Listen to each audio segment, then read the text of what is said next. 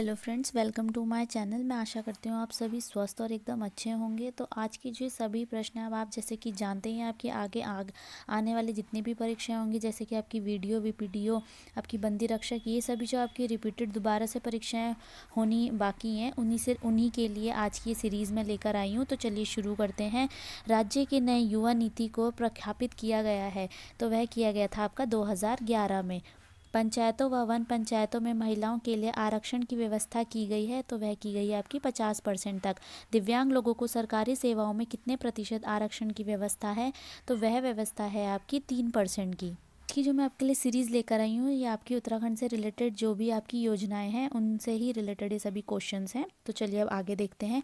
राज्य में आपातकालीन चिकित्सा सेवा योजना 108 की कब शुरुआत की गई थी, तो 108 की शुरुआत आपकी की गई थी 2008 में। राज्य में संचालित स्वधार योजना का संबंध निम्न में से किससे है, तो यह है आपका महिलाओं से। याद रखिएगा, स्वधार योजना का संबंध आपका महिलाओं से है।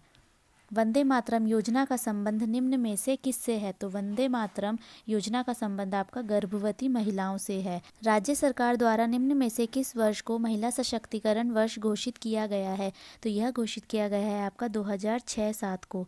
राज्य में गंभीर मरीजों को सड़क तक पहुंचाने हेतु डोली सेवा योजना शुरू की गई है, तो डोली सेवा योजना आपके गंभीर मरीजों को सड़क तक पहुंचाने के लिए शुरू की गई है, और यह शुरू की गई है आपके अप्रैल 2012 से। राज्य में अटल आयुष्मान उत्तराखंड योजना कब लागू की गई, तो यह लागू की गई थी आपकी 2018 में।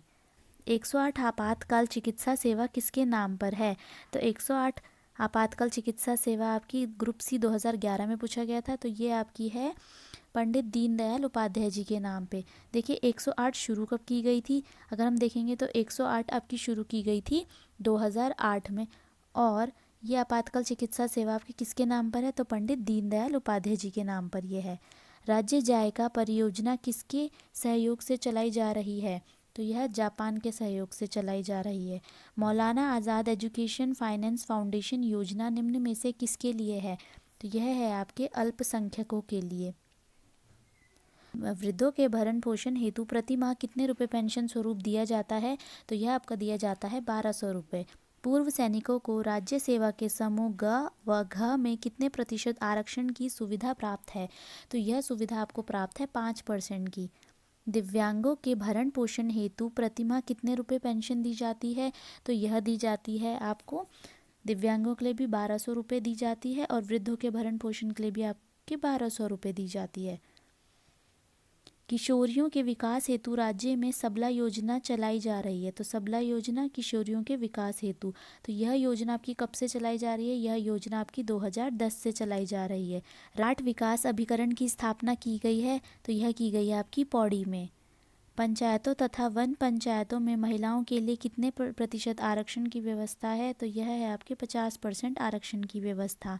राज्य निर्माण आंदोलन में दिव्यांग हुए आंदोलनकारियों को राज्य सरकार द्वारा प्रतिमाह पेंशन दिया जाता है, तो उनको आपका 10,000 रुपये प्रतिमाह पेंशन दिया जाता है।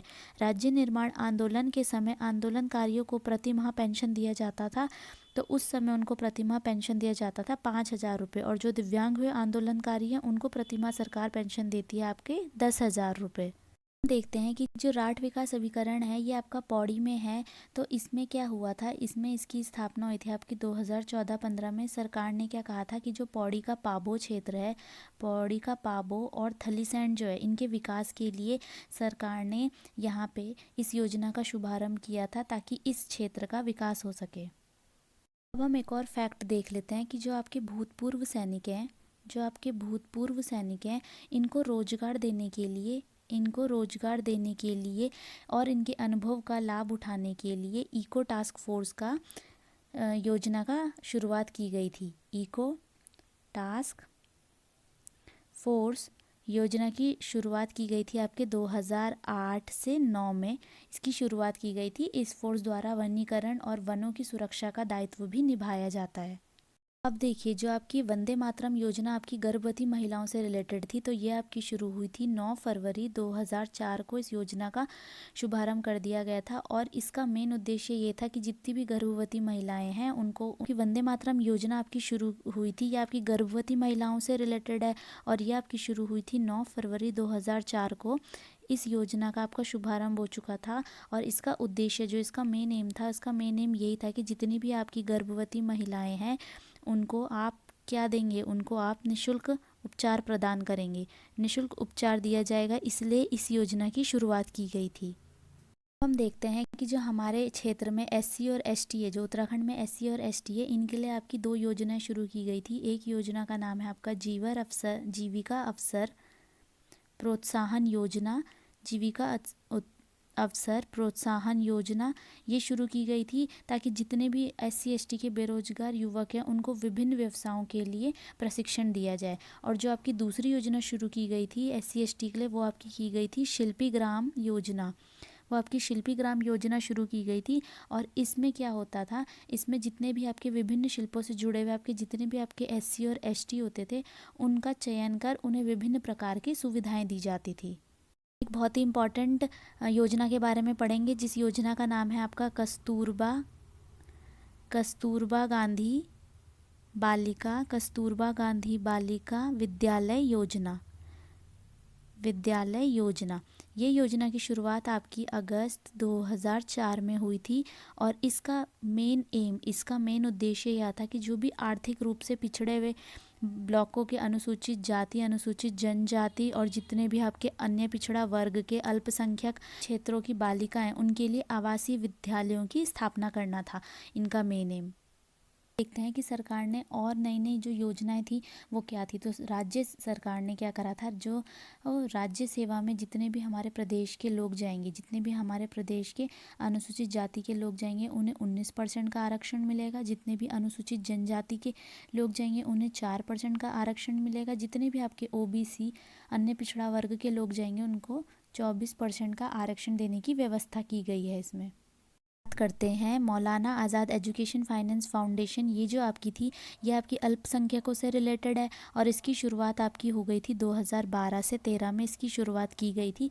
इसमें कहा गया था कि जितने भी आपके गरीब अल्पसंख्यक बेरोजगार युवक हैं उनको स्वरोजगार दिया जाए, उच्च शिक्षा दी जाए, उनको स्वरोजगार दिया जाए, उनको हाई एजुकेशन दी जाए, विदेश में उनको शिक्षा प्राप्त करने हेतु ब्याज मुक्त ऋण देना चाहिए।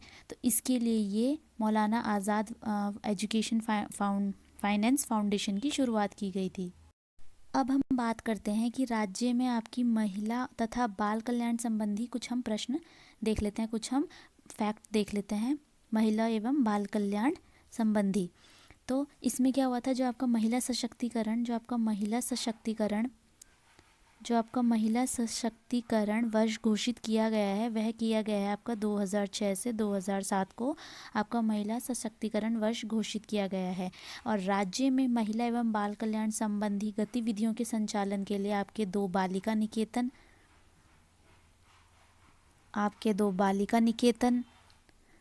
3 आपके नारी निकेतन, 2 बालिका निकेतन, 3 आपके नारी निकेतन, 1 आपका शिशु सदन,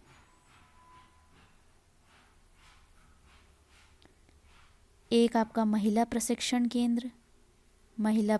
केंद्र यानी कि ट्रेनिंग सेंटर आपका, 4 आपके शरणालय, 1 आपका संरक्षण गृह और 7 आपके संप्रेषण गृह इसमें संचालित हैं। और बच्चों के संरक्षण हेतु इसमें संरक्षण हेतु बाल संरक्षण आयोग गठित किया गया है। अब हम देखते हैं कि जो आपकी 108 योजना शुरू की गई थी आपातकाल की 2008 में शुरू की गई थी, पर यह हुई थी आपकी 15 मई 2008 में शुरू। और यह आपकी किसके नाम पे रखी गई थी, यह आपकी रखी गई थी पंडित दीनदयाल उपाध्याय जी के नाम पे इस आपातकालीन सेवा का नाम रखा गया था। एक फैक्ट और हम देखते हैं कि आपका 1 जून 2013 को आपका राज्य में गुटखा, तंबाकू से बने हुए जितने भी आपकी वस्तुएं थी इनके विक्रय रोक लगा दी गई थी आपके इनके विक्रय पर 1 जून 2013 से। अब हम एक और योजना आपकी देखते हैं जो आपकी विकास कल्याण से रिलेटेड है। इसका नाम है आपका उत्तराखंड प्रधानमंत्री रोजगार योजना प्लस। इस आपकी योजना का नाम है। इसमें क्या होता है, इसमें जो आपके जितने भी आपके शिक्षित बेरोजगार होते हैं उनको रोजगार उपलब्ध कराने के लिए यह योजना आपकी शुरू की गई थी। अप्रैल 2005 में यह योजना आपकी शुरू की गई थी और इस योजना के अंतर्गत बैंक गारंटी शुल्क के रूप में आपको बैंक को देय राशि को आपका 2.5% तक इसकी गारंटी फीस की प्रतिपूर्ति राज्य सरकार द्वारा किए जाने की इसमें व्यवस्था है।